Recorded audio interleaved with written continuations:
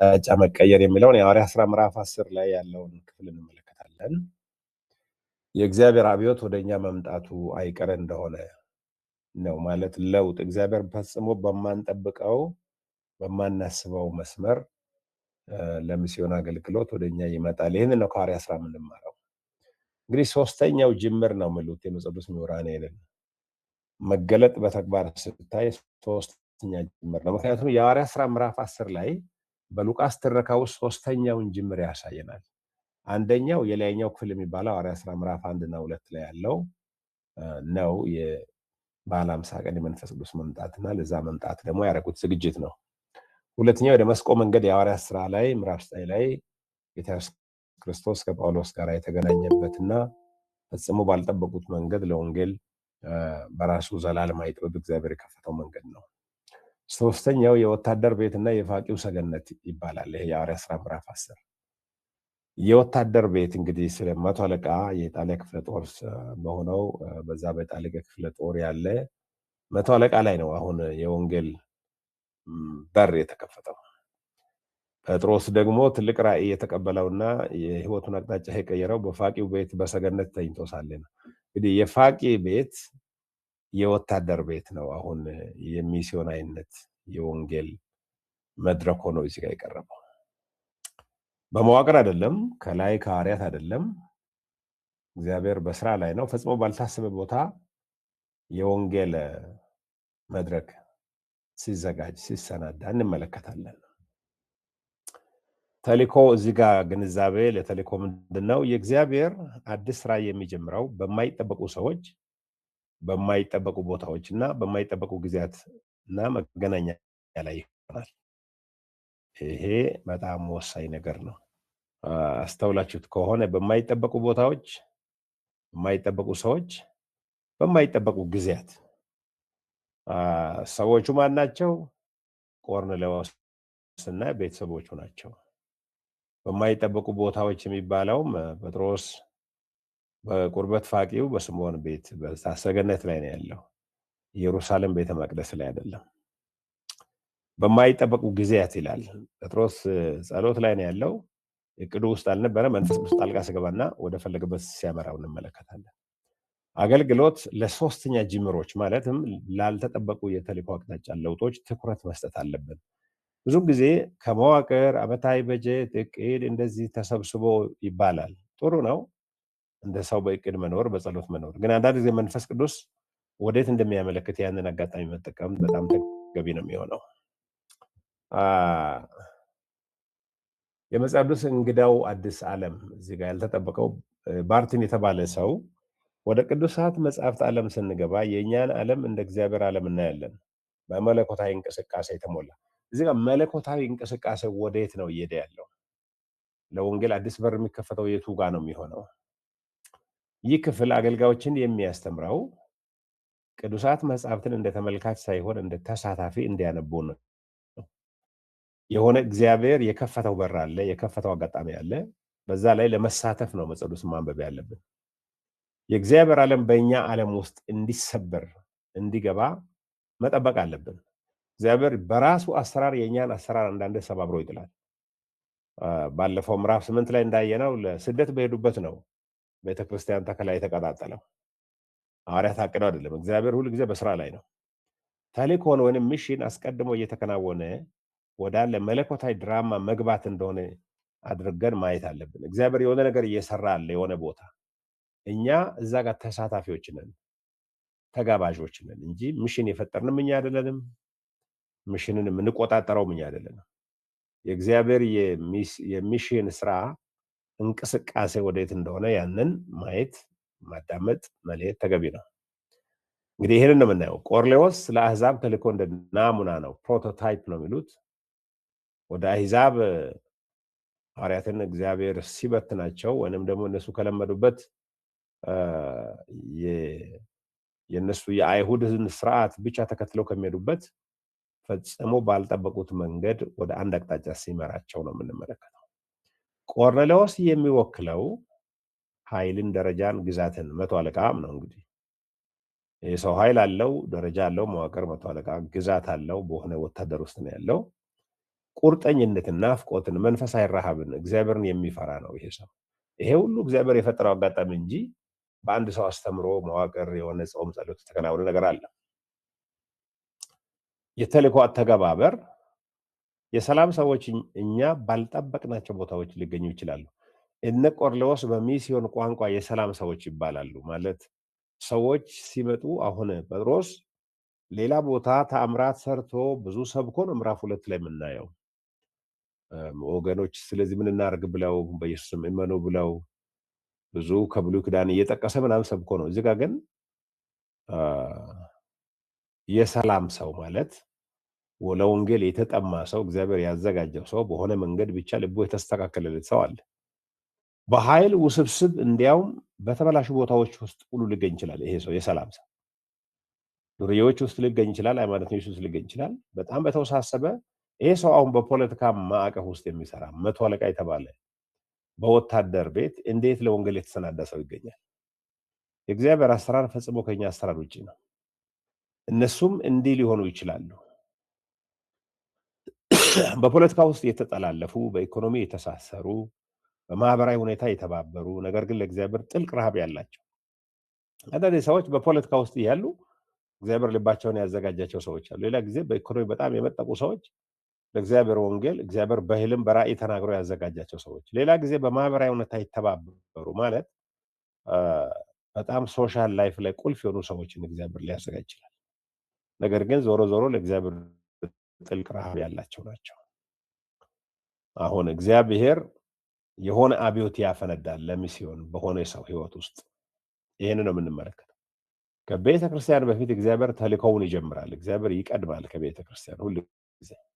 የቆርኔሌዎስ ጸሎቶች ታሰቡ። እግዚአብሔር መልአክን ላከ። እግዚአብሔር ጴጥሮስን የመፈለጉን ሂደት አስጀመረ። እዚህ ጋር ይሄ ሁሉ የሰው ስራ አለ፣ የእግዚአብሔር ስራ ነው። ተልእኮ ማለት ቤተክርስቲያን እግዚአብሔርን ወደ ሰዎች ማምጣቷ አይደለም። ነገር ግን ቤተክርስቲያን እግዚአብሔር አስቀድሞ ወደሚሰራው ስራ መጠራቷ ነው። እግዚአብሔር እኛን የሆነ ቦታ እየሰራ ወዳለው ስራ ይጠራናል። በቃ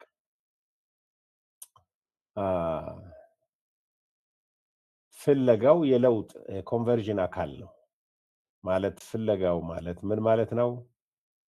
ቆርኔሌዎስ እግዚአብሔርን የሚፈልግ ሰው ነው በሃይማኖቱ ማለት ነው።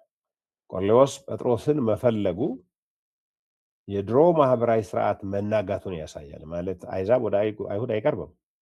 እግዚአብሔር ግን የሆነ እንደ ጥል ግድግዳ ያለውን እያፈራረሰ ነው።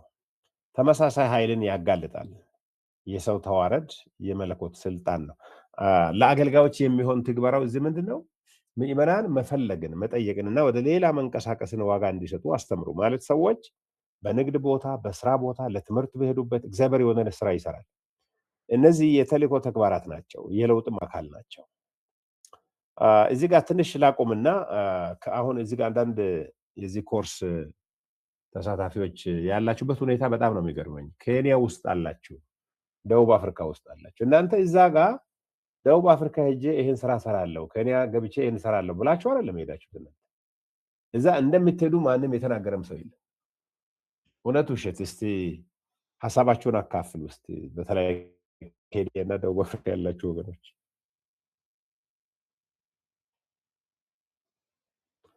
እንዴት ነው እዛ የሄዳችሁት? እስቲ አቶ ግርማ አኮደ እስቲ አካፍሉ እናንተ።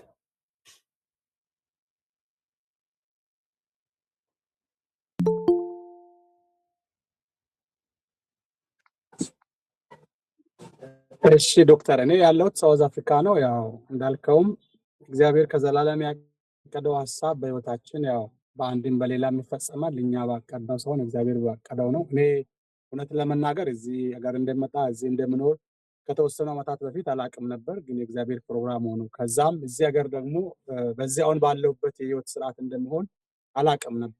ግን እግዚአብሔር ያው ከዘላለም ዛሬ ለነገን የሚያይ አምላክ ስለሆነ ያው በሱ ምሪት ነው አሁን ባለሁበት ያለሁት እና የእግዚአብሔር ስራ ነው ብዬ ነው የማምነው። አዎን። ምክንያቱም እኛ ፈጽሞ የእግዚአብሔር ምዕራፍ በህይወታችን ላይ ያለ እግዚአብሔር ምዕራፍ ሲከፈት ነው ብናየው እንጂ ቀድመን እኛ እናይም። አሁን ጴጥሮስ እና ቆርኔሌዎስ የተገናኙበት መንገድ ጴጥሮስንም እየለወጠ ነው። ከዚያ ከራሱ ከአይሁድ ሃይማኖት መነጽርና እይታ እያወጣው ነው፣ እየለጠጠ ነው። እንደገና ደግሞ ቆርኔሌዎስ ላይ ለአንድ ሰው መልአከ ሰማይ ልኮ መሄድ ያለበትን መንገድ ሲያሳይ ሚሽን ሁል ጊዜ የሕያው እግዚአብሔር ስራ እንደሆነ እንመለከታለን። ለዚህ ነው መጾም መጸለይ ያለብን፣ መፈለግ ያለብን። አኮደ እስቲ ከአንቺ በኩል ምስክርነት ካለ? በእኔ በኩል ያለኝ ምስክርነት እንግዲህ የእግዚአብሔር ሀሳብና የሰው ሀሳብ ይለያል። ወላጅ አባቴና እናቴ እዚሁ ኬንያ ነው ያሉት።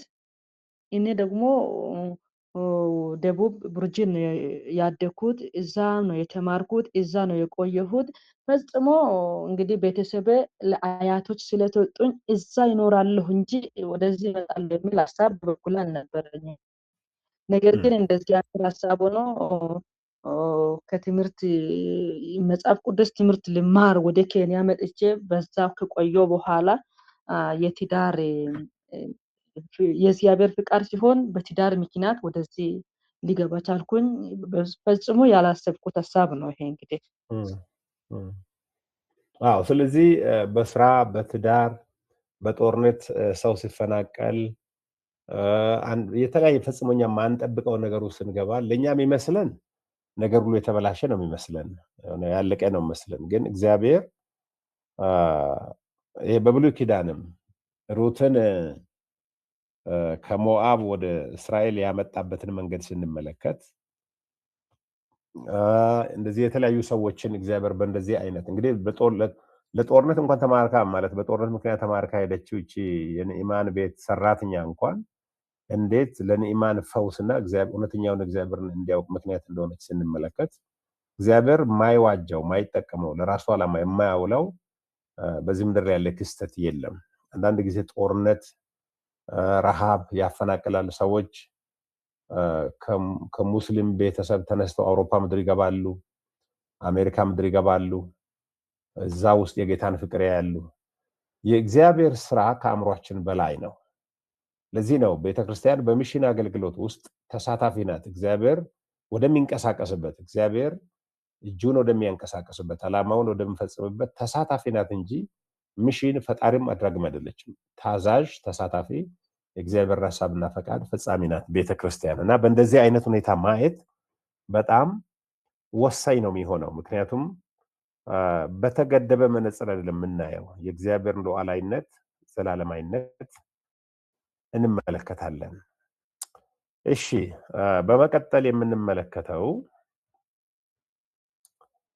በመቀጠል የምንመለከተው ጸሎትና ረሃብ አለ። እዚህ ጋር ተልእኮን የሚያቀጣጥል የውስጥ ህይወት የሐዋርያት ሥራ ምዕራፍ 19-16 ስታነቡ ጴጥሮስ ተርቧል። የጸሎት ሰዓት ነው። ይሄ በእኩለ ቀን በአይሁዶች በቀን 3 የሚጸልዩትን ጸሎት ሊጸልይ ገብቷል። በላ በኩል ደግሞ በስጋ ተርቧል። የሚበላ ነገር ፈልጓል። ምግብ እየተዘጋጀ ሳለ አሸለበው ነው የሚለው። ተልእኮን የሚያቀጣጥል የውስጥ ህይወት ነው ይሄ የሚያሳየው። ማለት ዝግጁ ነው ለእግዚአብሔር አሰራር። የጴጥሮስ ረሃብ ለተልእኮ እንደማነቃቂያ ነው። ጴጥሮስ ተራበ፣ በአካልና በመንፈስ ለችግር ተጋላጭ ሆነ። ረሃብ መወገድ ያለበት ጉድለት ሳይሆን እግዚአብሔር የፈቀደው የመገለጥ ስፍራ ነው። አንዳንድ ጊዜ በጾም በጸሎትም መራብ ሊሆን ይችላል። እግዚአብሔር ራእይ መራብ ሊሆን ይችላል። ያን ረሃብን እግዚአብሔር ይጠቀማል። የስልጠና ትኩረቱ እዚህ ጋር የምንማረው ትልቁ ሀሳብ መሪዎች ከሙሉነት ብቻ ሳይሆን ከረሃብ ስሜትም ጭምር እንዲያገለግሉ መማር አለብን። ተጋላጭነት ወይም ቨልነራቢሊቲ የሚለው የመገለጥ ስፍራ ይሆናል። አንዳንድ ጊዜ በሙላት ብቻ ሳይሆን በረሃብ፣ በችግር፣ በመከራ ውስጥ እያለፋችሁ የእግዚአብሔር ዓላማ ይገለጣል። ጸሎትና ረሃብ የአዲሱ ስርዓት ሁለት ምሰሶዎች ናቸው። ጸሎት ለእግዚአብሔር ይከፍተናል፣ ረሃብ ለፍላጎት ይከፍተናል። ተልእኮ የሚመነጨው ከሁለቱ መገናኛ ነው። ለአገልጋዮች የሚሆን የቅርጽ ልምምድ ምንድነው? የመንፈሳዊ ረሃብ ልምምዶችን ማዳበር አለብን። ጾም፣ ዝምታ፣ ዋይታ በእግዚአብሔር ፊት፣ እነዚህ የእግዚአብሔርን ሐሳብ እንድናዳምጥ ጊዜ የሚሰጡ ናቸው። እንግዲህ ጴጥሮስ በረሃብና በጸሎት ባለበት ሰዓት ነው። ረሃቡ እሱ ለመብላት የፈለገበት ነው። በሌላ አነጋገር ምናልባት መንፈሱ በጣም የነቃበት ሰዓት ነው። ጸሎትን ከረሃብ ማምለጫ ሳይሆን የረሃብ ጓደኛ አድርጋችሁ አዋህዱ ይላል። ጸሎትን ከረሃብ ማምለጫ ሳይሆን የረሃብ ጓደኛ። ያው በሌላ አነጋገር እየተራቡ መጸለይ ተገቢ ነው ማለት ነው። እዚህ ጋር ሸራው ወይንም ደግሞ ይሄ ጨርቅ ትልቁ ጨርቅ እንደ ኮስሞሳዊ ማለት ባህላዊና ተጽታዊ መገለጥ አድርገን ማየት እንችላለን። ሸራው የሚወክለው ማለት መላውን የታወቀውን ዓለም የንጹህ ርኩስ ድንበሮችን፣ የንጽህና ደረጃዎች መውደቅን፣ ቀደም ሲል ሌላ ወይም ባዳ ተብሎ ከሚጠራው ጋር ለመቀላቀል የቀረበ ግብዣ ነው። ይቅርታ። ይሄንን ነው እንግዲህ በዚህ በትልቅ ጨርቅ ወደ ጴጥሮስ የወረደው እነዚያ እንስሳት ሁሉ መላውን የታወቀውን ዓለም በሙሉ የሚወክሉ ናቸው።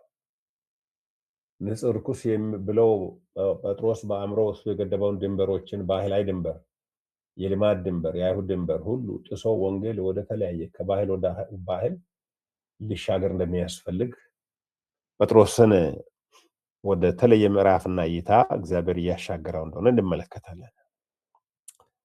የተልእኮ ትርጓሜ እዚህ ጋር ምንድነው? እግዚአብሔር ጴጥሮስና ቤተክርስቲያንን ቀደም ሲል በሩቅ ከነበሩ ህዝቦች፣ ባህሎችና ፍጥረታት ጋር ወደ ህብረት ይጋብዛል። ማን ይሁን እኛ ማንተባበረው? ማን ይሁን እኛ ማንቀርበው? በሃይማኖት በወግ በስርዓት ይራቅ ነው። እግዚአብሔር ያንን ሰው እንድንገናኝ እንድንተዋውቅ ወንጌል ብርሃን እንድናካፍልለት ይፈልጋል። አርደህ ብላ የሚለው ጥሪ መቀላቀል እንጂ መዋጥ ወይንም ኮንሱሚንግ አይደለም። ተቀላቀል ነው አርደህ ብላ። ይህ ትእዛዝ የገዥነት ሳይሆን የበታችነት፣ የገዥነት ሳይሆን የብቸኝነት ያካትት ወይንም ተቀበላቸው አይነት ትእዛዝ ነው። እግዚአብሔር ጴጥሮስን ወደዚህ እንዲገባ ይጋብዘዋል። ወደ ዓለም ህይወት፣ ወደ ሌሎች ህዝቦች ታሪክ፣ ወደ የፍጥረታት የጋራ ተጋላጭነት እየመራቸው ነው። እዚህ ጋር ከህይወታችን ጋር የምናገናኘው እንዴት ነው? የተልእኮ አገልግሎት የቅኝ ግዛት የተጠቃሚነት ወይም ኮንሱመሪስቲክ ወይም የብዝበዛ አካሄዶችን ማስወገድ አለበት። ይሄ የቅኝ ግዛት የሚሉት ይሄ ኮሎኒያሊዝም፣ ወደ አፍሪካ የመጡ ሚስዮናውያን ከአውሮፓ ብዙውን ጊዜ በዚህ በቅኝ ግዛት በኮሎኒያሊስት መንፈስ ነው የመጡት። ከመንግስት ጋር ተባብረው አንዳንድ ጊዜ ያልሆነ ነገር ያደረጉት። እንደዛ መሆን የለበትም። ወደ ሰዎች ስንሄድ ሰዎችን ለመጥቀም መሆን አለበት ነው። ስጋን እንደ መልበስ ይሄ ኢንካርኔሽናል አሳታፊና ትሁት መሆን አለበት። አርደህ ብላ የሚለው ምንድነው? ድንበር ዘሎ ባህልን አልፎ በብዙ ትህትና የራሱን ወግ ወይንም ደግሞ አክራርነት ሰብሮ ወደ ሰዎች እንዲቀርብ የቀረበ መለኮታዊ ግብዣ ነው ማለት ነው። የጴጥሮስ ተቃውሞ ታማኝነት አለው። ታማኝ ነው ጴጥሮስ። ጴጥሮስ ተቃውሞው ልከኛ ስለሆነ ሳይሆን ለእግዚአብሔር የቀድሞ ቃል ታማኝ ለመሆን የሞከረ ስለነበር ነው። የረከሰ ነገር ወደ አፌ አይቀርብም የሚል ነበር የጴጥሮስ በዛ ምዕራፍ 10 ላይ። የተልእኮ ግንዛቤ በዚህ ጋር ምንድነው? ተልእኮ ብዙውን ጊዜ በእግዚአብሔር የቀድሞ መመሪያዎችና በእግዚአብሔር አዲስ አቅጣጫ መካከል መለየትን ይጠይቃል። እንግዲህ እሱ በአይሁድ ስርዓት እያየ ነው። እግዚአብሔር ግን በክርስቶስ በኩል በመንፈሱ በኩል ባመጣው በአዲሱ ደግሞ አቅጣጫ የመጀመሪያውን የሚፈጽምበት መንገድ ለጴጥሮስ ግልጽ አይደለም። የሆነ እንስሳትን መብላት አለመብላት ንጽህና ወደ አዲስ ኪዳን ሲመጣ ጌታ ኢየሱስ ክርስቶስ ሰው የሚረክሰው በምግብ እንዳይደለ በልብ ባለ ክፋት እንደሚረክስ ማርቆስ ወንጌል 7 ተናግሮ ነበር። በሌላ አነጋገር ጴጥሮስ ያንን ኢየሱስ ሲያስተምር ነበር፣ ግን መለየት ነው ያቃተው። ደረጃ 3 ላይ አዲስ ግንኙነቶች የመንፈስ ቅዱስ አደጋ ሪስክ የሐዋርያት ሥራ 10:17-23 ላይ እንመለከታለን።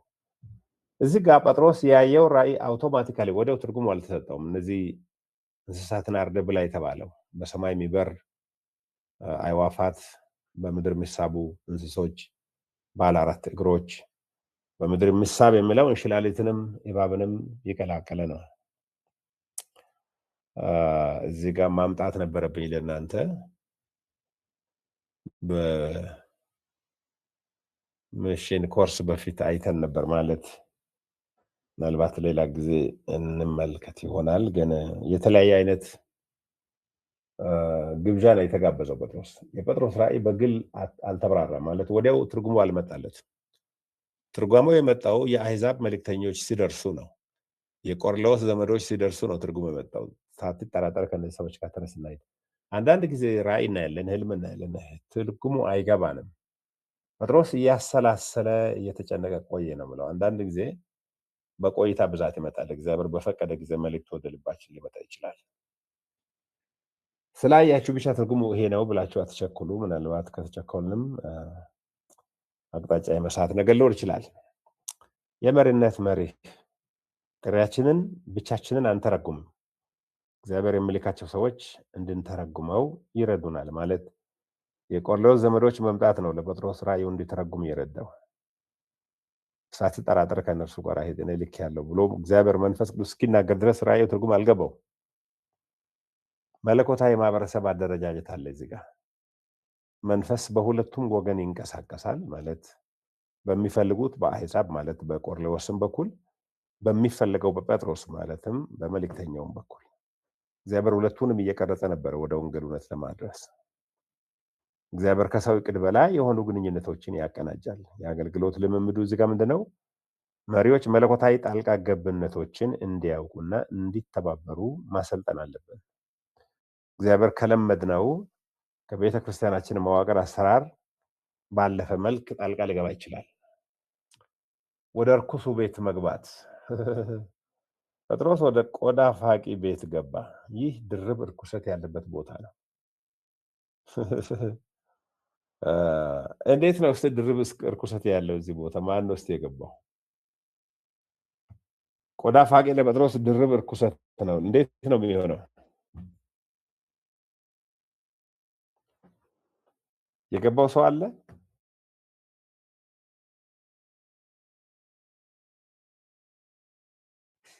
ሄሎ፣ ቆዳ ፋቂ ቤት አይሁድ ይገባል?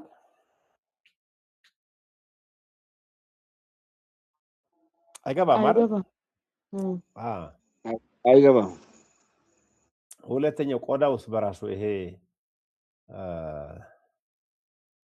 ማለት ከብት ከታረደ በኋላ በብሉይ ኪዳን ስርዓት የረከሰ ነው። ምክንያቱም ቆዳ ማለት ግማቱ ራሱ የሚያስጠጋ አይደለም። እዚህ ጋር ጴጥሮስን ይሄ የወንጌል ስራ እንዴት እየለጠጠው ነው? እንዴት እየቀየረው ነው? ማትበሉትን ምግብ የበላችሁበት ጊዜ ነበር በወንጌል ምክንያት እንደዚህ?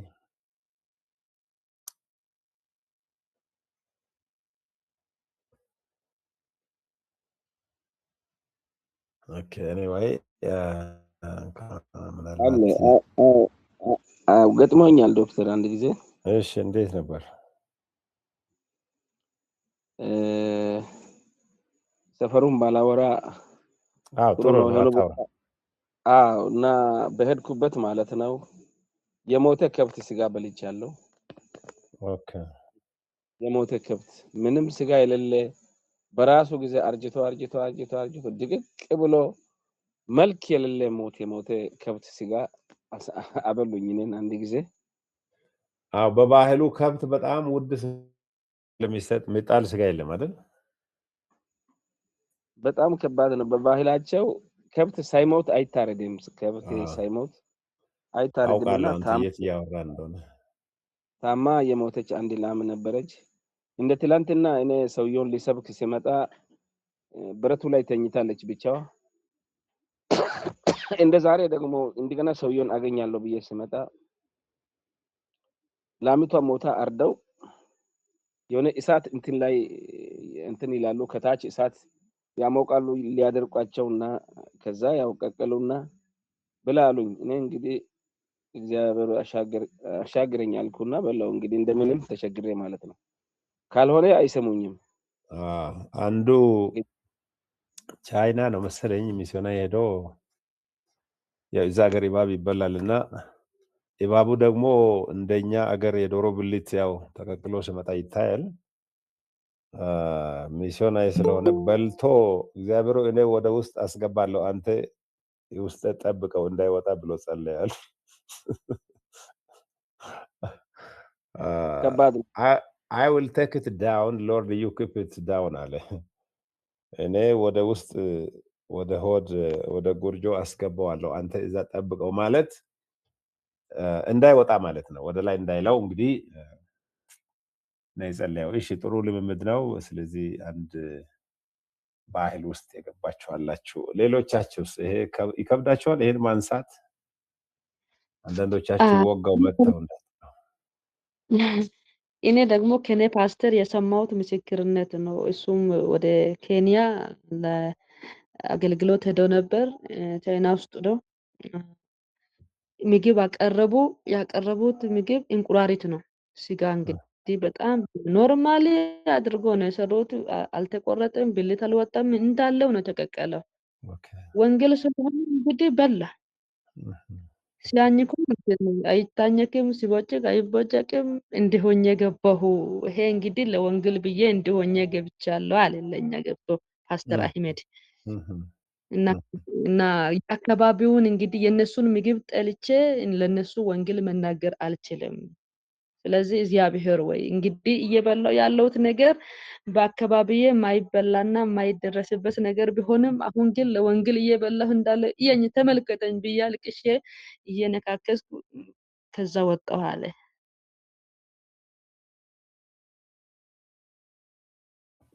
በጣም ጥሩ። ስለዚህ ጴጥሮስም እየተለጠጠ ያለ ይመስለኛል ወደ ርኩስ ቤት መግባት የሚለውን እግዚአብሔር አንዳንድ ጊዜ እኛ ወደ ማንፈልግበት ያስገባናል። ጴጥሮስ ወደ ቆዳ ፋቂው ቤት ገባ። ይህ ድርብ ርኩሰት ያለበት ቦታ ነው።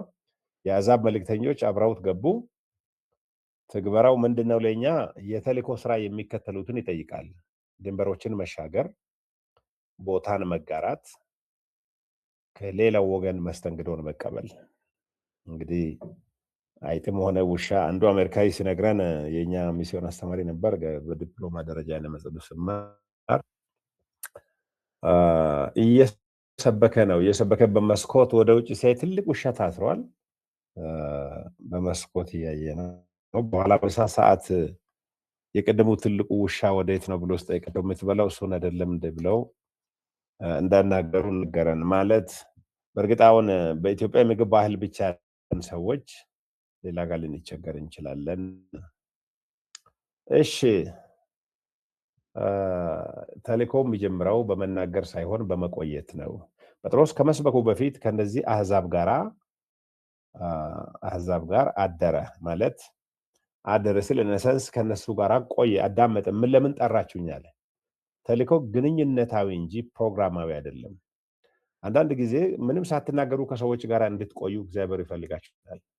ባህላቸውን እያጠናችሁ ህይወታቸውን ምስቅልቅል የወጣው ኑሯቸውን ምናልባት እየተመለከታችሁ እየራራችሁ ትቆዩ ይሆናል።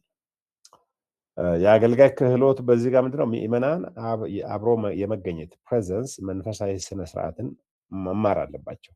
መቸኮል አስፈላጊ አይደለም። አንዳንድ ጊዜ ከሰዎች ጋራ መንፈስ ቅዱስ የሆነ አቅጣጫ እስኪሰጣችሁ ድረስ ውስጣችሁ ላይ እስኪሞላ ድረስ መታገስን ሊጠይቅ ይችላል። አብሮ መኖር፣ መሰንበት፣ መቆየት፣ ባህላቸውን ማጥናት፣ ህይወታቸውን መጋራት ማለት ኢነሰንስ በደልን መካፈል ሳይሆን በእንደዚህ አይነት መቆየት ምናልባት የመንፈስ ቅዱስ ሐሳብ ሊሆን ይችላል። እንግዲህ ቅርበት፣ ይሄ ኢንቲመሲ እንደ አብዮት ስፍራ የሐዋርያት ሥራ ምዕራፍ 10 23-27 ላይ የማህበራዊና የቴዎሎጂ ድንበሮች መገለባበጥን እንመለከታለን። ምን ማለት ነው? አይሁዶችና አሕዛብ በአንድ የግል ቤት ውስጥ አብረው ነው። አሁን ጴጥሮስ ተጋበዘ፣ ገባ። ራሱ እኔ የኛ ልማድ እንደማይፈቅድ ታውቃላችሁ አለ። ፈጽሞ ሊደረግ የማይገባውን ስብሰባ መንፈስ ቅዱስ ጴጥሮስንና ቀርሎስን ቤት አንድ ጣራ ሰበሰባቸው። የተልእኮ መርህ በዚህ ምንድነው? ወንጌል ጥልቅ ስራውን የሚሰራው በቅርበት ምቾት በሚነሱና ድንበር በሚሰብሩ ቦታዎች ውስጥ ነው። ለጴጥሮስ በቆርኔሌዎስ ቤት መስተናገድ ማለት ምቾት ምነሳ የራሱን ባህል ድንበር ያጣበት ክስተትና አካሄድ ነው። ትህትናና እንደ ተልእኮም ተቋም ነው። እዚህ ጋር ቆርኔሌዎስ በጴጥሮስ እግር ስር ወደቀ ሊሰግድ፣ እግዚአብሔር መልአክ ስሙን ጠርቶ ስለተናገረ ማለት ነው። ትህትና ነው። ጴጥሮስ ግን አነሳው፣ እኔ ራሴ ደግሞ ሰው ነኝ አለ። ሁለቶቹም ትህትና ነው ያሳዩት። ቆርኔሌዎስ በሐዋርያው በጴጥሮስ እግር ስር ሊወድቅ ሲጀምር፣ ጴጥሮስ ደግሞ እኔም እንዳንተው ሰው ነኝ አታድርገው አለ። ትህትናና ተልእኮ፣ በተልእኮ ውስጥ ትህትና እንደ አቋም መታየት ያለበት የህይወት ባህሪ ነው። የመሪነት ስልጠና ከዚህ የምንማረው ምንድነው? መሪዎች የኃይል የበላይነትን እንዲሰብሩ እንጂ እንዲያጠናክሩ አታስተምሩ። ብዙም ጊዜ በመሪነት ያሉ ሰዎች የበላይነትን በጣም ስለሚያገዝፉ በአገልግሎት ብዙ ነገር ይበላሻል። ትህትና እጅግ ወሳኝ ነገር ነው።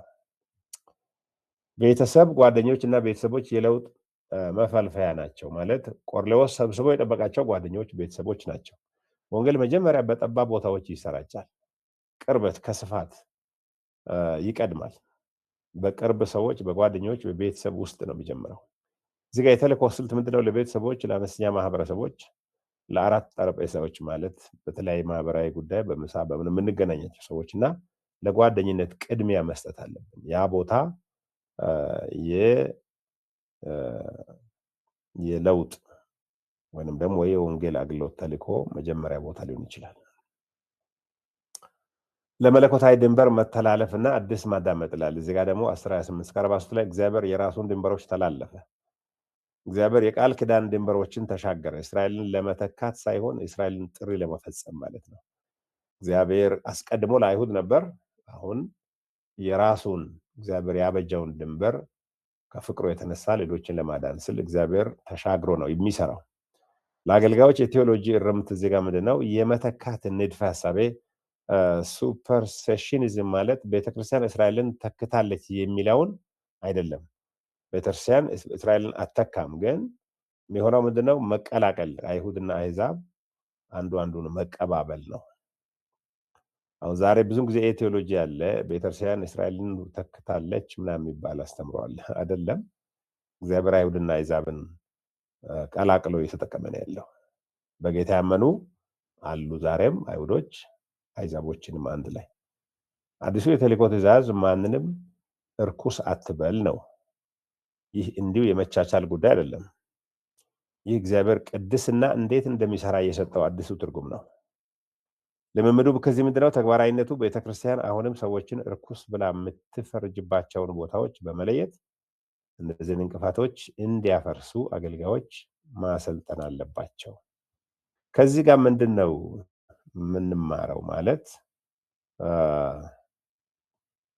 ቤተክርስቲያን ሰዎችን የምትፈርጅባቸው ቦታዎች አለች ወይንም እርኩስ ብላ የምትፈርጅባቸው ቦታዎች፣ ሁኔታዎች አሉ በእናንተ ባህል? ወደ ቤተክርስቲያን ሰዎች የማይቀርቧቸው በጎሳ በጣም አሳንሰው የሚያዩበት ሁኔታ፣ ብዙም ትኩረት የማይሰጧቸው ሰዎች፣ ጎሳዎች ወይንም ቡድኖች በእናንተ ቸርች በእናንተ ባህል አሉ? ባላችሁበት አካባቢ?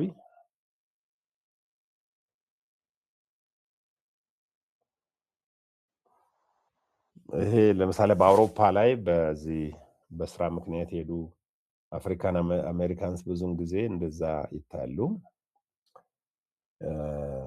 በእኛው በኢትዮጵያም ባህል ላይ አንዳንድ ቦታዎች ላይ ጎሳዎች ላይ ብዙም ትኩረት ሰዎች አይሰጡ። ምናልባት ከኢኮኖሚ ሁኔታ፣ ከታሪካዊ ሁኔታ፣ ከኑሮ ዝቅተኛነት የተነሳ ምናምን እንደዚህ ሊሆን ይችላልና እንደዛ የምታዩ ሰዎች አላችሁ? እንደዛ የገጠማችሁ ጊዜ አለ? ያልተሰበረ ግርዶሽ አለ ወንጌልን ሲያደናቅፍ የቆየ?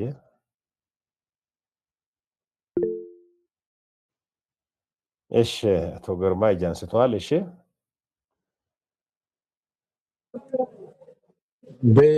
ብሔር ተኮር ባይሆንም አሁን እኔ ከሳውዝ አፍሪካ እሑድ ነው የማወራው። ከዛ በፊት ግን አንድ ወደ አሜሪካ ነገር ሲያትል አካባቢ ቤተሰብ አለኝና እነሱ ጋር የዚህ ብሔር ቸርች ተብሎ ሰዎች ኦፊሻሊ በብሔር በአንድ ቋንቋ የማምለክ ሌሎች ሲገቡ ባይተዋር የማድረግ ነገር ስቲል አሁን እንዳለ አሜሪካ ነገር ሲያትል ላይ ያለ ቤተሰብ መንበር እንደዛ ያወራኝ ጊዜ ነበረና አሁን በቅርብ ጊዜ በዚህ በ3-4 ወር ውስጥ የሰማሁት ታሪክ ነው። የዚህ ብሔር ቸርች የሚል ማለት ነው እዛ አሜሪካ ነገር። እዚህ ደግሞ ሳውዝ አፍሪካ አሁን በጣም የሚገርመው ያው በተለይም ከቅርብ ጊዜ ከ10 ዓመት ወዲህ አሁን በአንድ ቋንቋ በአንድ አካባቢ እና በአንድ ብሔር ብዙ ነገሮች በእንደዛ አይነት እየተንቀሳቀሱ ለወንጌል ትልቅ እንቅፋት ሆነው ይታያሉ። እና ይሄ በጣም እንደውም በሳውዝ አፍሪካ ኮንቴክስት በጣም እያሳሰበ ያለ የወንጌልን ውጭ ባሉ ሰዎች ዘንድ እንድነቀፍ ስለ ክርስቶስ ወጥተን እንዳንመሰክር እንዳናወራ እያሸማቀቀ ያለ ቶፒክ ነው። እንዲህ ያን ነገር አለ አሁን ባለሁበት ከተማ። ሌሎችም ያው እዚህ ግሩፕ ውስጥ ከኬፕቶን ከተለያየ ቦታ ያሉ ውጭ ያሉ ወንድሞች ምናልባት ኦፊሻል የሚጋሩት ሀሳብ ነው ብዬ አስባለሁ። እንዲህ ተግዳሮት አለ። አሁን ብሔር ለምሳሌ ይሄን ብሔር ባይልም ግን አካባቢን፣ ሰፈርን፣ አንዳንድ ቦታ ደግሞ ብሔርንም እንደዛ መሰረት ያደረገ ይህ መጽሐፍ ቅዱሳዊ አይነት የቤተ ክርስቲያን ይዘትና አካሄድ ያለበት ሁኔታዎች በብዛት ይታያሉ በዚህ ጊዜ እኛ ባለንበት ሀገር። ኦኬ፣ ሌሎቻችሁስ?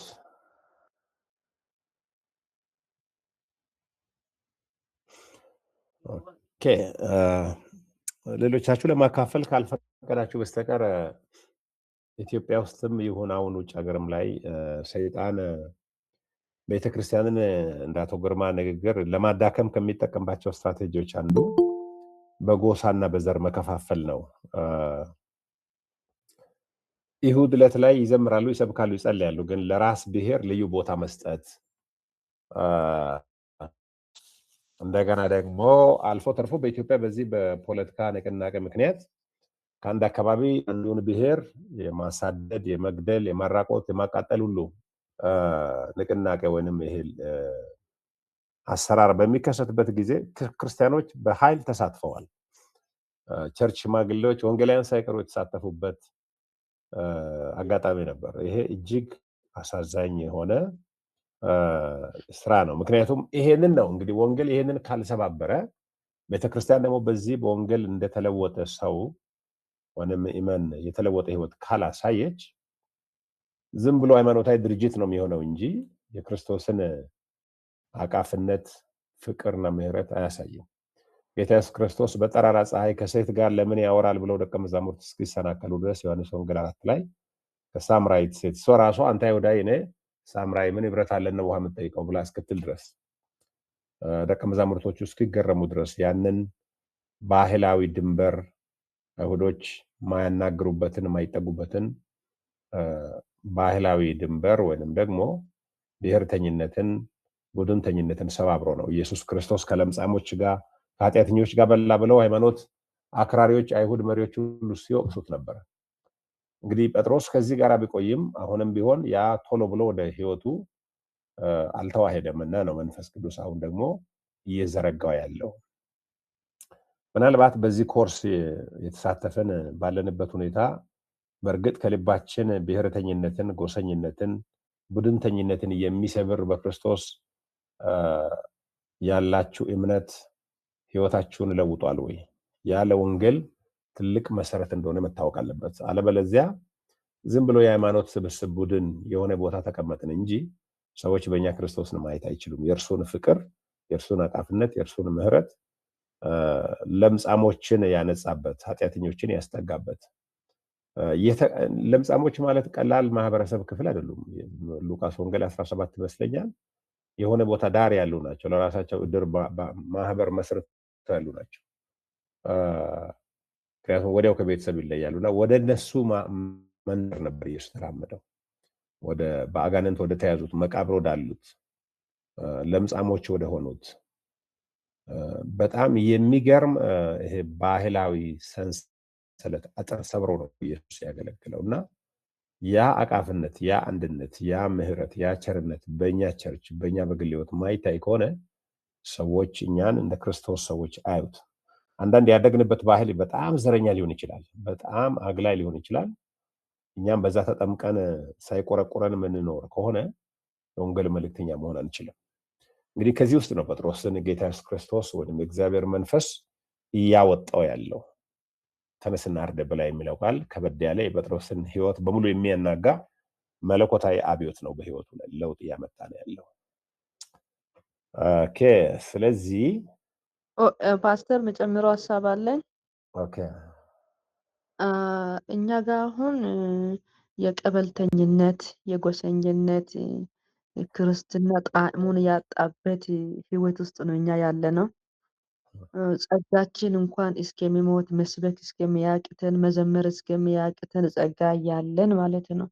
አንድ የአንድ ቀበሌ ሰው ከሞተ የሌላኛው ቀበሌ አይሄድም። አገልጋይ ነው፣ ክርስቲያን ነው፣ ሰባኪ ነው፣ ፓስተር ነው፣ ዘማሪ ነው።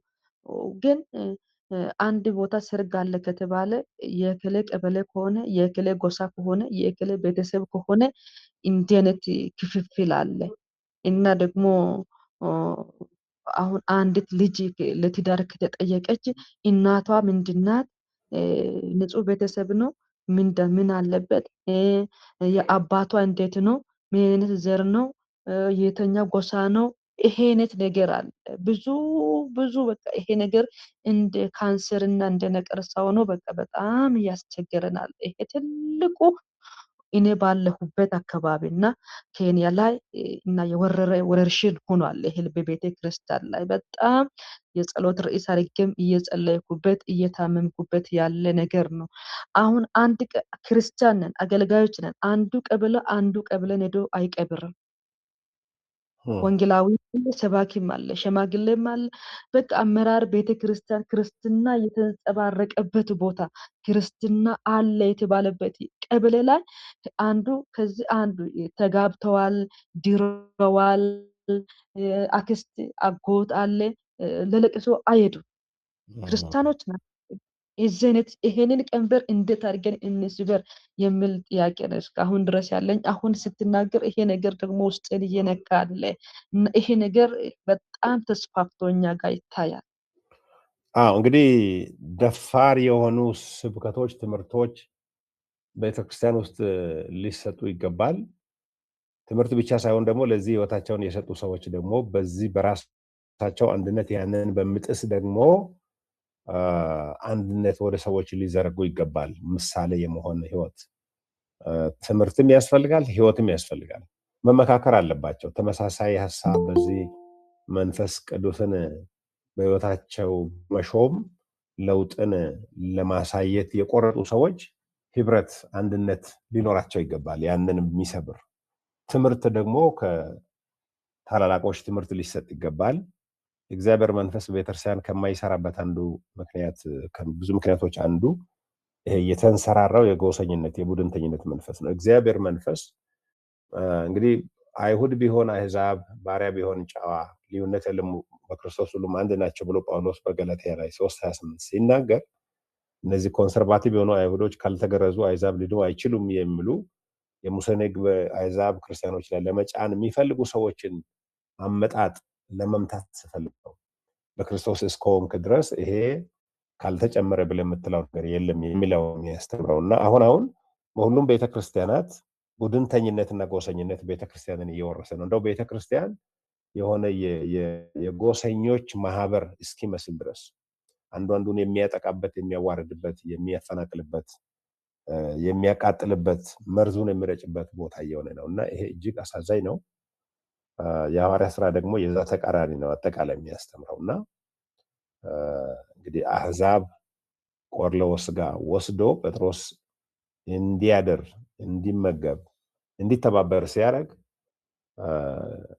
አትስገድ እኔ እንዳንተ ሰው ነኝ ብሎ እኩልነትን ሲሰብክ በቁርበት ፋቂው ቤት ጴጥሮስን ሲያኖር ይህንን ድርብ እርኩሰትን ሁሉ እንዲጋፈጥ ሲያደርግ የጴጥሮስን አይሁዳዊ መነጽሩን በሙሉ ከሱ ላይ እያወለቀ እንደሆነ እንመለከታለን እና ዛሬ ያልተለወጠ እንደነ ጴጥሮስ ያልተሰራ ሰው ቤተክርስቲያንን እየመራ ዘረኝነትን ቤተክርስቲያንን የዘረኝነት ማስፋፊያ ቦታ እያደረጓሉ። አንዳንድ መሪዎች፣ አገልጋዮች፣ ሰባኪዎች የሚሰጡት መድረክ የሚጠሩት እንግዳ አድርገው የሚጠሩት ሁሉ በቃ የሆነ እርስ በርስ የሚጠቃቀሙበት አደገኛ የሆነ ሰንሰለት የሚሰራበት ነው። ያሰጋል። ምናልባት የእግዚአብሔር ቁጣ እንዳይነሳ ግን ጠንካራ ትምህርት፣ ጠንካራ ደግሞ ህብረት የሚያደርጉ ቅዱሳን ያንን የሚሰብር የእግዚአብሔር መንፈስ ያንን ህብረት ሊባረክ ያንን ትምህርት ደግሞ እንደ ተሐድሶ መነሻ ሊጠቀም ይችላልና ይህን ለማለት ወዳለው ሰዓታችንን አርፍደን ስለጀመርን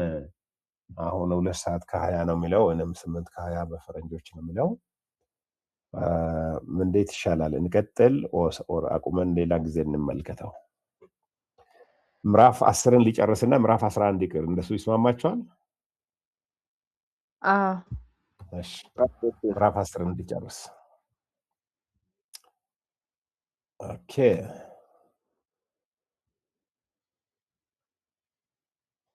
እንግዲህ መለኮታዊ ድንበር መተላለፍና አዲስ ማዳመጥ ይላል እዚህ ጋር።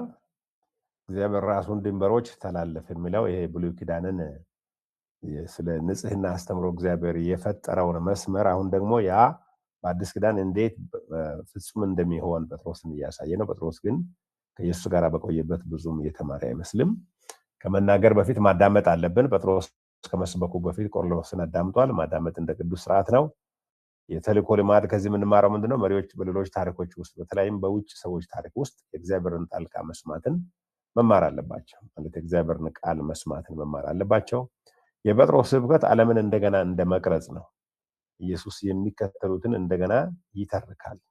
ታሪክን፣ ኃይልን፣ ህይወትን፣ ሞትን፣ ፍርድን፣ ይቅርታን በሙሉ ኢየሱስን ባካተተ መልክ ለቆርኔሌዎስ ቤተሰብ አቀረበ። ተልእኮ ማለት ይሄንን እንደገና የተቀረጸ እውነት ማወጅ ማለት ነው። የመጨረሻው በመንፈስ የተጠመቀ ውህደት አዲስ ማህበረሰብ ይላል እዚህ ጋር ምዕራፍ 10:44-48 ላይ መንፈስ ስብከትን አቋረጠ። አይገርምም? መንፈስ ቅዱስ ሙላት ጴጥሮስ ስብከትን ሳይጨርስ ነው የፈሰሰው። ጴጥሮስ ለምላሽ ጥሪ ከማቅረቡ በፊት እግዚአብሔር እርምጃ ወሰደ።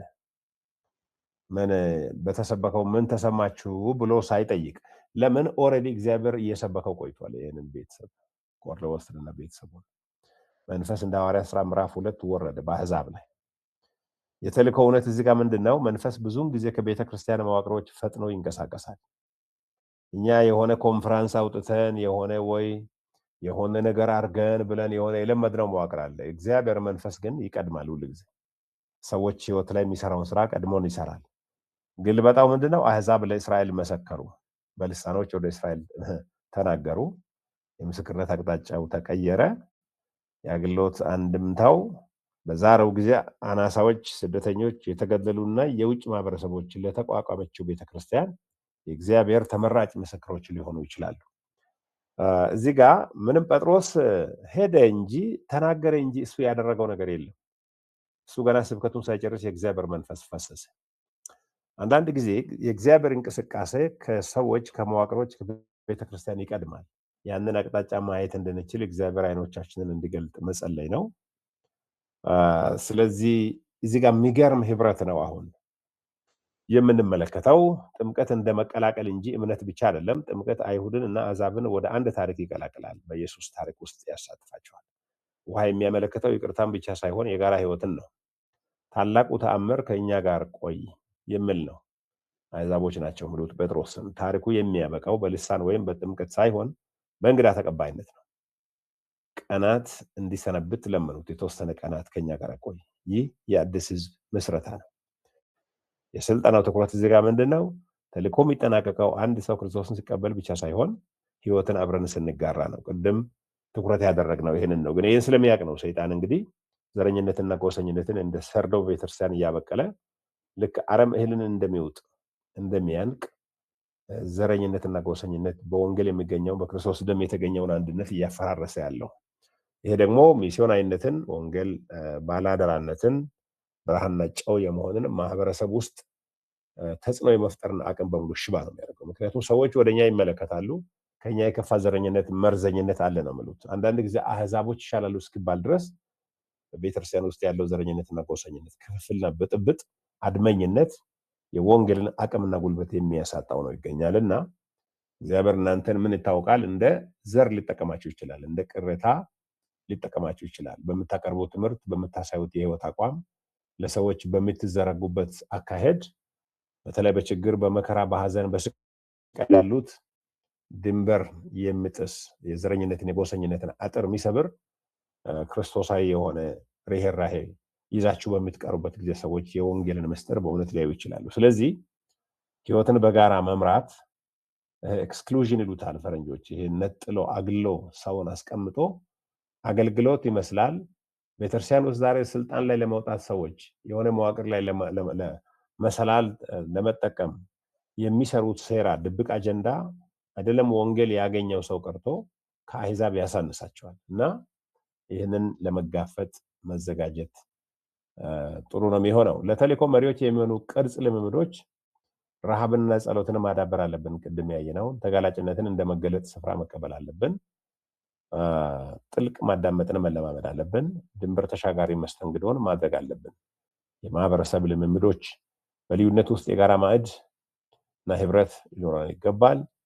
የጋራ ህይወት ወይም ረጅም ጊዜ አብሮ መኖርን ይጠይቃል። የጋራ ታሪክን መለዋወጥን ይጠይቃል።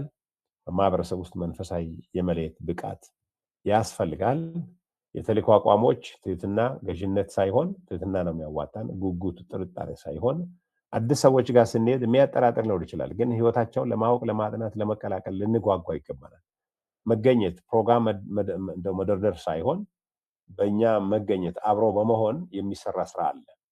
መቀላቀል ማስተካከል ሳይሆን አንዳንዴ ላናርመው እንችላለን። ዝም ብለን ተቀላቅለን ከነሱ ጋራ የሚቆረቆረን ነገር ሁሉ እያየን ለመቀላቀል መዘጋጀት አለብን። መቀበል መስጠት ብቻ ሳይሆን የበላይነት ብቻ ሳይሆን ከሰዎች መቀበል።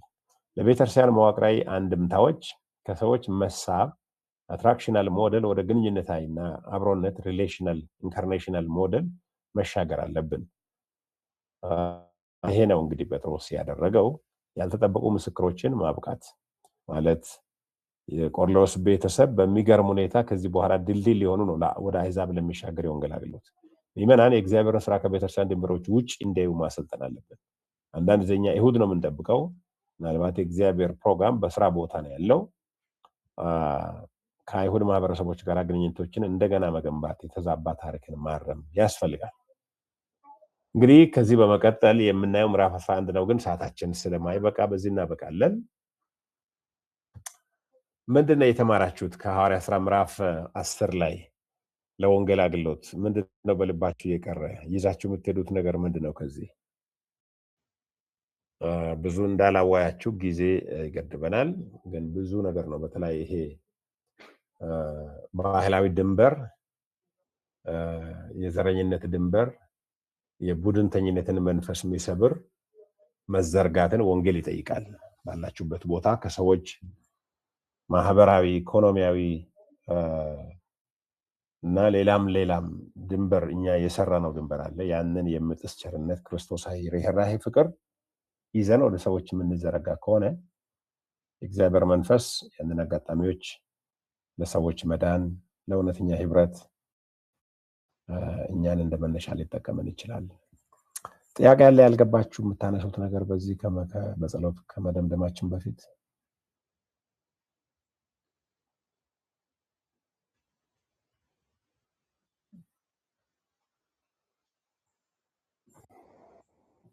አሁን ቅድም ባልኩት ሀሳብ የተያዙ ሰዎችን እንዴት አድርገን ከአእምሯቸው ላይ ይሄንን ነገር እንዴት ማስወገድ እንችላለን? እንዴት? ቅድም እንደተናገርኩት ነው። ጥሩ የሆነ የመጽሐፍ ጥናት ሊኖረን ይገባል። በተለይ በሐዋርያት ሥራ ላይ ከመጀመሪያ ጀምረን እንዳየነው ይሄ እጅግ ወሳኝ የሆነ ሐሳብ ነው። በሐዋርያት ሥራ ምዕራፍ 2 ተመልክታችሁ ከሆነ ቁጥር 41 እስከ 47 ላይ ያመኑትም አንዲት ልብ ነበራቸው ብሎ ይጀምራል። እንዴት ፍቅር እንደሚያሳዩ ተሻጋሪ ፍቅር፣ ድንበርን። እነዚህ ሰዎች ምዕራፍ 2 ላይ ከተለያየ ሀገር የመጡ ናቸው። በመንፈስ ቅዱስ ሙላት ጊዜ በበዓለ ሃምሳው ቀን ከተለያዩ ቦታ እንደመጡ ወደ 14 ሀገሮች ናቸው። ያ ማለት ብዙ ባህል አለ ማለት ነው። ያንን ሁሉ የሚጥስ አንድነትና ህብረት ነበረ፣ መስተንግዶ ነበረ፣ መቀባበል ነበረ፣ ትህትና ነበረ። በዚሁም ደግሞ ምዕራፍ 4 ላይ ቸርነት፣ በተለይ በርናባስ ይሄ በመንፈስ ቅዱስ የተደገፈ ቸርነት እንዴት እንዳሳየ እንመለከታለን። ምዕራፍ 6 ላይ አይታችሁ ከሆነ አድሎ ነበረ። በሴቶቹ እነዚያ መበለቶች ችላ የተባሉ ነበሩ። በመንፈስ ቅዱስና በጥበብ የተሞሉ ሰዎችን በመሾም ነበር ሐዋርያት ያንን አድሎ አሰራርን የመቱት። እንደገና ደግሞ ምዕራፍ 8 ላይ ተቀጣጠለ። በስደት ምክንያት የተበተነው ጉባኤ አሁንም ድንበር የሚጥስ ነው። ግን የተወሰኑቱ ናቸው ድንበር ጥሰው ሌሎቹ ለአይሁድ ብቻ እየሰበኩ ቀጠሉ ይላል። ወደ ምዕራፍ 11 ስንመጣ ያንን እናገኛለን። እየሰበኩ ቀጠሉ፣ ሌሎቹ ግን ለግሪኮች መስበክ ጀመሩ ይላል። ድንበር፣ ባህላዊ ድንበር የሚሻገር ስብከት እንደሆነ እንመለከታለን። አሁን ምዕራፍ 10 ላይ ያየ ነው ይሄንን ነው። እንግዲህ ማስተማር ነው ማለት አንድነት እንዴት ነው መገለጥ ያለበት? አንድነት ለኢየሱስ ምንድን ነው? ያለ አንድነት ቤተክርስቲያን ምንድን ናት? ያለ አንድነት ወንጌል እንዴት ሊጨልም ይችላል? ክርስቲያን ለዚህ የተሰጠ ነው ወይስ የራሱን ባህላዊ ባንዲራ ብቻ ይዞ በማስመሰል በመድረክ ብቻ በመዘመር በስሜት ሞቅታ ብቻ ክርስትና ብለው ሊጓዝ ነው እንዲወስኑ የእግዚአብሔርን ቃል ማቅረብ አለብን። ጠንከር ያለ ትምህርት በቤተክርስቲያን ውስጥ በእንደዚህ አይነት ሁኔታ ውስጥ ሊገለጥ ይገባል፣ ሊሰጥ ይገባል። ብዙም ጊዜ የሚሰጡ ትምህርቶች ትባረካለህ፣ ትሻገራለህ፣ ትሄዳለህ፣ ትጥሳለህ ነው። ሰዎች በአመፃ በበደል በክፋት አስረው እያሉ የሰዎችን አቋም የሚያናጋ የሚፈትሽ ልክ ጳውሎስን ለምን ታሳደኛለህ ኢየሱስ ብሎ የህይወቱን አንኳር ጉዳይ እንዳፈረሰ ጴጥሮስን ደግሞ ተነስና አርደ ብላ ብሎ እንዳለ ሰዎች የማይፈቅዱትን ነገር ለኢየሱስ ህይወታቸውን ልባቸውን አሳልፈው እንዲሰጡ ቻሌንጅ የሚያደርግ ትምህርት ከእግዚአብሔር ቃል መቅረብ አለበት። ምክንያቱም ከእግዚአብሔር ቃል በላይ የሰውን ህይወት ሊለውጥ የሚችል ነገር የለም። ከዚያ መጸለይ ነው። አሁን እንደጠቀስሽው መንፈስ ቅዱስ ጣልቃ እንዲገባ የሰዎችን በደል መንፈስ ቅዱስ እንዲያሳይ መጸለይ ነው። ሶስተኛው በእኛ ህይወት ማሳየት ነው።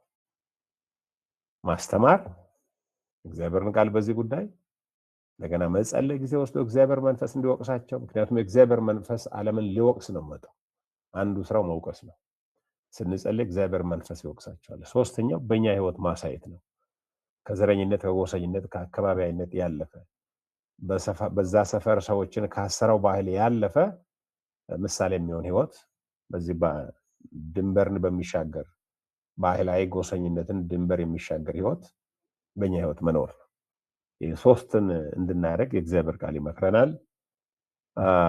ሌላ ጥያቄ ከሌላችሁ ጸልዬ ልደመድም ነኝ። እሺ። የምንሰራውም አብረን የምናገለግለው አብረን ማህበራዊ ኑሮ የምንካፈለውም አብረን በሁሉ ነገር እርስ በራስ እንተዋወቃለን። ግን ደፍረን እከሌ አንተ እንደዚህ ነህ፣ እከሌት አንቺ እንደዚህ ነሽ ብሎ ሰው አይናገርም። ከዚህ የተነሳ ለመሪነትም ይሁን ለአገልግሎትም ይሁን ሰው ያፈገፍጋል ወደኋላ። ይሄ አሁን ከዚህ ወሰን መውጣት አለብን ወይስ ከነሱ ጋር እኛም እዛው ተወሽቀን መቀመጥ አለብን ወይስ እንዴት ብንሆን ነው የሚሻለው? ፈታው ያደጉ መውጣት አይደለም። አንዱ የኔ ምክር ምንድነው? መጽሐፍ ጥናት የህብረት መጽሐፍ ጥናት ሊኖረን ይገባል። ለምሳሌ ሐዋርያ ሥራ አሁን ተምራቸዋል። ጥያቄ አዘጋጅታችሁ የቡድን መጽሐፍ ጥናት ስታራምዱ ጥያቄ ጠንካራ ጥያቄ ተዘጋጅቶ ያ ሰው ህይወቱን እያየ እንዲመልስ ማድረግ። አንድ ሰው ቆሞ በስብከት መልክ በስልጠና መልክ ማስተማር ምናልባት አንድ ላይ የምትሰሩ ከሆነ ሊከብድ ይችላል። ሌላ ሰው ምናልባት የተለየ እንግዳ መጋበዝን ሊጠይቅ ይችላል። ያ ሊሆን ላይሆን ይችላል። ግን አንዱ ኢሚዲየት የሆነ ሶሉሽን ምንድነው? መጽሐፍ ጥናት በህብረት ማከናወን። እስቲ እናጥና፣ ህይወታችንን እስቲ እንፈትሽ። ለምሳሌ ምዕራፍ 2 ሐዋርያ ሥራ ላይ ስታነቡ ያመኑት አንዲት ነፍስ አንዲት ልብ ነበራቸው ስል ምን ማለት ነው? ይህ አንድነት በአንተ ህይወት እንዴት ነው ተግባራዊ የሆነ ያለው? ከዚህ ቃል ጋር የሚቃረን ህይወት አለ ወይ? ለመለወጥ ፈቃደኛ ነው ወይ የሚል ጥያቄ ካለ ሰውየው ራሱ ጥያቄውን እንዲያሰላስል ማድረግ መጸለይ ነው። ሐዋርያ ሥራ ለምሳሌ 6 ላይ በተመለከተ አድሎ ነበረ።